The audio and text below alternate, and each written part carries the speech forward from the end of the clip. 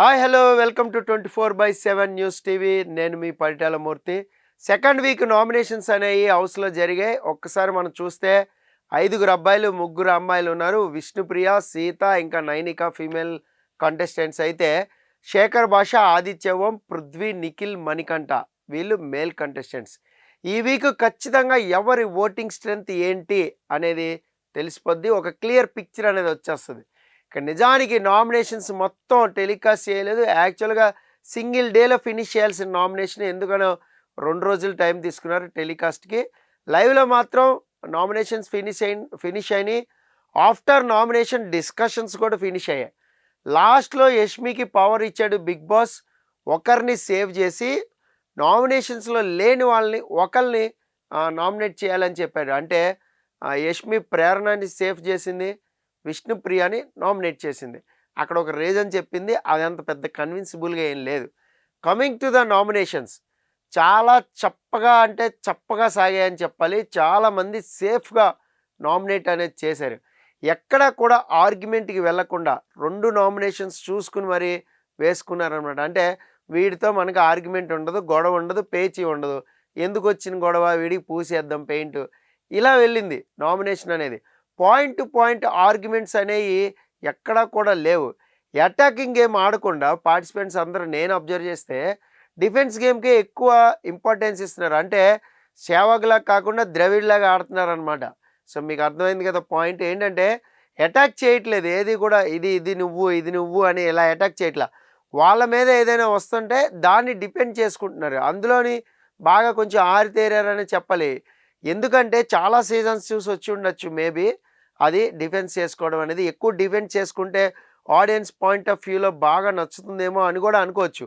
మీరు అబ్జర్వ్ చేశారో లేదో కానీ ప్రతి ఒక్కరు ఏది చెప్పినా కూడా తీసుకోవట్లేదు, తిప్పి కొట్టేస్తున్నారు. అంటే నువ్వు ఇలా చేసావు, ఇది నీ మిస్టేకు అని చెప్తుంటే దాన్ని తిప్పికొట్టే ప్రయత్నం చేస్తున్నారు. అంతేకాదు ఒక్కొక్కళ్ళు ఎవరు ఎక్కడ దొరుకుతారా అదే పాయింట్ లాగుదామా అని కూడా వెయిట్ చేస్తూ ఉన్నారు. ఫస్ట్ సీత అయితే చాలా గట్టిగా నామినేషన్స్లో అందరికీ ఇచ్చి పడేసింది అని చెప్పాలి.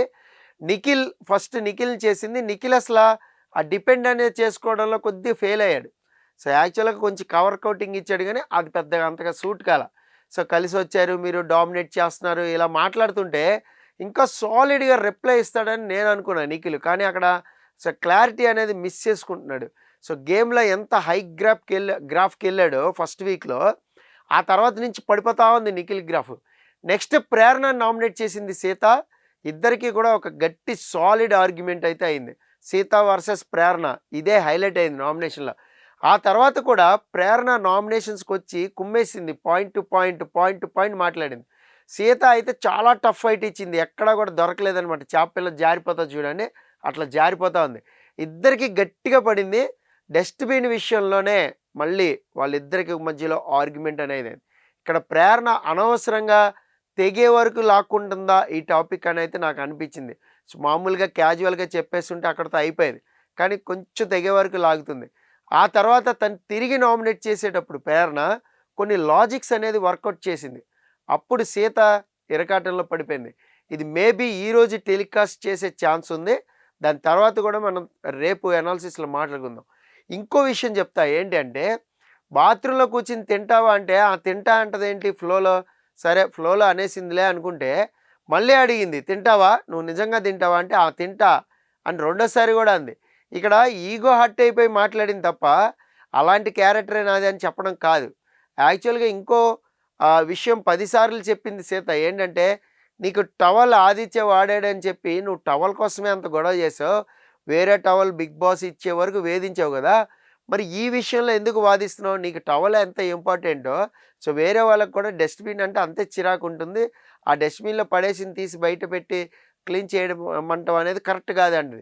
అక్కడ ప్రేరణ లాజిక్ ఏంటి, ఆ డస్ట్బిన్ అంత ఇదిగా లేదు, చాలా క్లీన్గానే ఉంది, నేను పైదే తీసి పెట్టాను కదా, దాన్ని అంత ఇష్యూ అవసరమే లేదా అంటది. నీకు ఎలా ఉంటుందో మాకు అలాగే ఉంటుందనే సీత అక్కడ. నీకు టవల్ విషయంలో ఎలా ఉందో నాకు డస్ట్బిన్ విషయంలో అలాగే ఉంది అని చాలా లాజికల్గా స్టబెన్గా గట్టిగా వాదించింది. నిజానికి అక్కడ ఆదిత్య ఓం వచ్చి సారీ చెప్పాడు టవల్ విషయంలో ఎవరికి, ప్రేరణకి. అయితే ఇక్కడ టవల్ ఉతుక్కుని వాడుకోవచ్చు కదా అనే లాజిక్ పాయింట్ పట్టుకుంది సీత పాయింట్ అదే. నీకు అది ఎలా అనిపిస్తుందో డస్ట్‌బిన్ అనేది మాకు తీసి బయట పెడితే మళ్ళీ ఎయాలంటే అంతే జుగుప్సగా ఉంటుంది అనేది సీత భావన. ఇది సీత గట్టిగానే ఇచ్చింది. అయితే ఇక్కడ ప్రేరణ ఆ పాయింట్‌లో తనకు దొరికింది. దొరికింది కాబట్టి బరాబర్ ఇచ్చి పడేస్తుందనమాట. నిజానికి సీత మాట్లాడుతుంటే సీతను హ్యాండిల్ చేయడం అంత ఈజీ కాదు. వాదన చేయడం అనేదైతే అనిపిస్తుంది. అక్కడ ప్రేరణది అది తప్పే అయినా కూడా అది తప్పే అని ఒప్పేసుకుంటే అక్కడితో అయిపోయేది యాక్చువల్‌గా. అవును. అప్పుడు తీసాం. ఫ్లోలో తీసాం. ఏదో ఫన్ చేద్దామనో, ఎంటర్‌టైన్‌మెంట్ చేద్దామనో ఏదో అనుకున్నాం. బట్ నువ్వు హర్ట్ అయ్యుంటే సారీ అని కూడా చెప్పింది. నువ్వు హర్ట్ అయ్యుంటే కాదు, నువ్వు చేసింది మిస్టేకు అని చెప్పే ప్రయత్నం చేస్తుంది సీత. కానీ మేము వాంటెడ్‌గా చేయలేదు. ఎప్పటికో చెప్తుంది ప్రేరణ.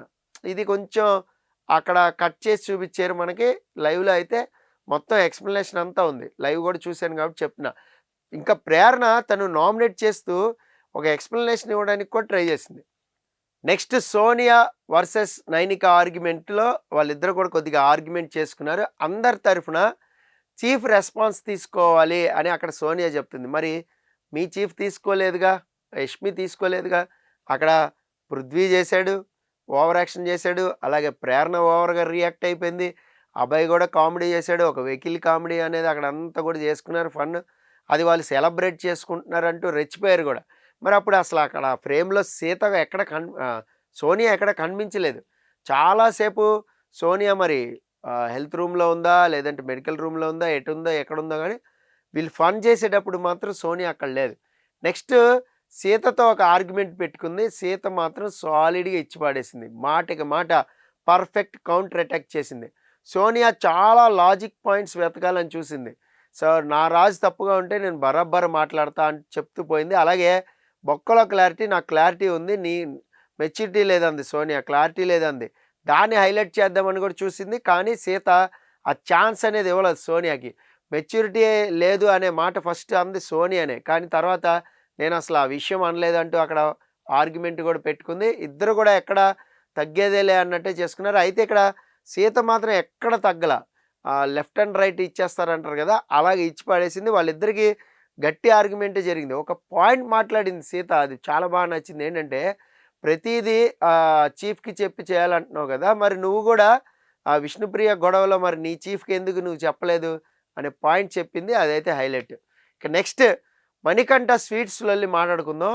శేఖర్ భాష ఫ్రిడ్జ్ ఖాళీ లేదంటే ఒక చిన్న స్పేస్ ఉంటది అని మనోడు ఆయనకి కొన్ని మోతిచూర్ లడ్డూలు పంపండాయా బాబు అన్నట్టు ఆ నామినేషన్ ఏంటి మణికంఠ అనిపించింది. అంత బాగా లాజిక్స్ వర్కౌట్ చేసేవాడు ఇంత సిల్లీ పాయింట్‌కి నామినేట్ చేస్తున్నాడా? అలాగే నాకు అక్కడ స్పేస్ లేదు, ఫ్రిడ్జ్‌లో స్పేస్ లేదు అందుకనే ఇక్కడ పెట్టా, అది అందరికీ చెప్పాను అన్నాడు. అయితే ఇక్కడ స్వీట్స్ విషయమే కాదు ఇంకొక పాయింట్ కూడా చెప్పాడు. తర్వాత జోక్స్ విషయం పైన కూడా మాట్లాడాడు. దీంతో శేఖర్ భాషకు కొంచెం కాలింది. దీని గురించి తర్వాత మాట్లాడుకుందాం బ్రదర్ అన్నాడు. అంటే తిరిగి నామినేట్ చేస్తాడని అర్థమైంది. అలాగే చేశాడు కూడా. నెక్స్ట్ ఆదిత్య ఓం ఒక బుద్ధి లేని నామినేషన్ అది. దాని గురించి డిస్కషనే వేస్ట్. అసలు ఎందుకు చేశాడో కూడా తెలీదు. అభయ్‌ని, శేఖర్ భాషని చేశాడు. అక్కడ పాయింట్స్ ఏం లేదు. జస్ట్ రివెంజ్ నామినేషన్ అది అంతే. నెక్స్ట్ విష్ణుప్రియ. ఇక్కడే అస్సలు మ్యాటర్ అనేది ఉంది. మణికంఠన్ చేసింది లాస్ట్ వీక్ వాళ్ళిద్దరి మధ్యలో ఒక రప్చర్ అయింది. ఆల్రెడీ చెప్పిందే తను చేసింది కూడా. మణికంఠ ఆల్రెడీ దాని మీద ఎక్స్‌ప్లనేషన్ ఇచ్చాడు. అప్పుడే చెప్పింది, ఇప్పుడు చెప్పాడు. నెక్స్ట్ సోనియా గారు అంటూ సోనియాకి ఒక రేంజ్‌లో క్లాస్ పీకే ప్రయత్నం చేసింది. చాలా మాటలొచ్చాయి ఇద్దరి మధ్యలో కూడా. మనం ఆల్రెడీ విన్నాం అదంతా కూడా. సోనియా చాలా తెలియకుండానే సర్కాయిజం చేస్తూ ఉంది. విష్ణుప్రియ ఇంకా పూర్తిగా చంద్రముఖిలా మారలేదు. మారిందంటే మాత్రం అది వేరే లెవెల్ బూతులనే వచ్చేసి ఉండేవి. అక్కడ చాలా కంట్రోల్ చేసుకుంటూ నిదానంగా ఆచితూచి అంటారు కదా! అలా మాట్లాడుతుంది. ఇక పచ్చ కామెరలు వచ్చినోడికి లోకం అంతా పచ్చగానే కనిపిస్తుందిలే. అసలు నేనేం జోక్ ఏసానో చెప్పు ఫస్ట్ ఆఫ్ ఆల్. అసలు అక్కడ కామెడీ ఏం జరిగింది? నేనేం అడిగానో చెప్పు అంటూ అక్కడ నిలదీసింది కూడా. అలాగే నాగార్జున గారితో అన్నావు కదా! సంబడీ ఎల్స్ అందరూ కూడా మాట్లాడుకుంటున్నారు. వాళ్ళెవరో చెప్పంది. లైవ్‌లో అయితే చాలాసేపు ఇద్దరు చాలా గట్టిగా వాదన పెట్టుకున్నారు. నీ మాటలు, చేష్టలు అలాగే ఉన్నాయని సోనియా అంటుంటే, ఏమున్నాయో చెప్పు అంటూ నిలదీసే ప్రయత్నం చేసింది విష్ణుప్రియ. ఇక్కడ మనం ఎనాలిసిస్ చేసుకొని మాట్లాడుకుంటే ఏంటంటే, విష్ణుప్రియ సోనియాని ఈ పాయింట్స్‌పై నామినేట్ చేస్తుందని సోనియాకి ఆల్రెడీ తెలుసు. ఎలా డిఫెన్స్ చేసుకోవాలనేది తనను తను డిపెండ్ చేసుకోవాలో కూడా తెలుసు. అందుకే మాటకి మాట అక్కడ వస్తూ ఉంది, పెరుగుతూ ఉంది.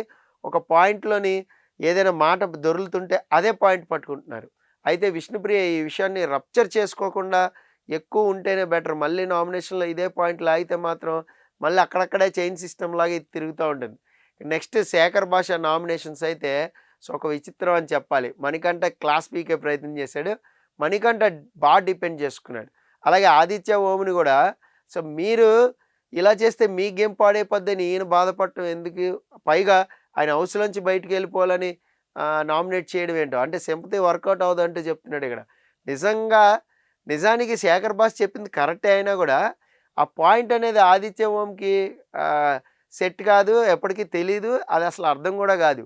అర్థం లేని నామినేషన్ ఇది. ఇక లాస్ట్‌లో ఒక పవర్ ఇచ్చాడు బిగ్ బాస్. ప్రేరణని సేవ్ చేసింది యష్మి, విష్ణుప్రియని నామినేట్ చేసింది. ఇక్కడే ఒక విషయం చెప్తాను నేను. ఏంటంటే విష్ణుప్రియ సైలెంట్‌గా ఉంటే బిగ్ బాస్ విష్ణుప్రియని అడ్రెస్ చేస్తూ మీరేమన్నా మాట్లాడాలంటే విష్ణుప్రియ మాట్లాడొచ్చు అన్నాడు. అంటే హింట్ ఇచ్చాడనమాట విష్ణుప్రియకి నువ్వు మాట్లాడాలి, ఫైట్ చేయాలని. అలాగే లాస్ట్‌లో ఫైనల్‌గా నామినేషన్ లిస్ట్ చదువుతాడు కదా బిగ్ బాస్. అప్పుడు కూడా చీఫ్ అయిన యష్మి చేత నామినేట్ చేయబడిన విష్ణుప్రియ అని నొక్కి మరీ చెప్పాడు. సో, దాన్ని బట్టి మనం అర్థం చేసుకోవచ్చు. ఇక రేపటి హైలైట్స్ కూడా ఉన్నాయి. అంటే నామినేషన్స్ అనేది 2 పార్ట్స్ కింద చేశారు. పృథ్వీ నైనికాని లాక్ చేశాడు. తన నోటితోనే తను వర్క్ గురించి చెప్పేలాగా చేశాడు. అంటే వాళ్ళు 3 ఉన్నప్పుడే చేస్తాం అనేలాగా ఆ మాట అనేది అనిపించుకుని ఆ మాట వచ్చిన తర్వాత రెచ్చిపోయాడు. అలాగే నిఖిల్ నామినేషన్ అయితే ఒక బుద్ధి లేని నామినేషన్స్. ప్రేరణ చేశాడు.